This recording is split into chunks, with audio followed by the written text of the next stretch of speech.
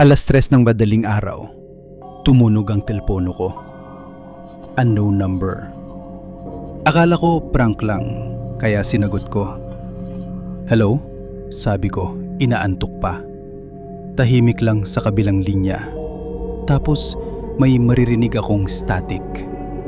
Bigla, isang mahinang boses ang nagsalita.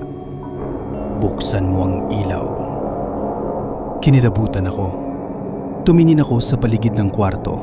Madilim, tahimik. Sino to? Tanong ko. Saglit na katahimikan. Tapos ulit. Buksan mo ang ilaw. Nasa loob na siya. Biglang bumilis tibok ng puso ko.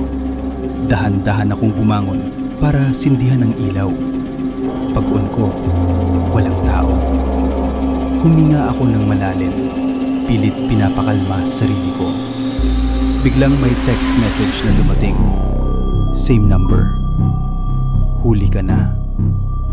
Napatingin ako sa likod ko sa salamin. May nakatingin na hindi ko kilala. At hawak niya ang phone ko.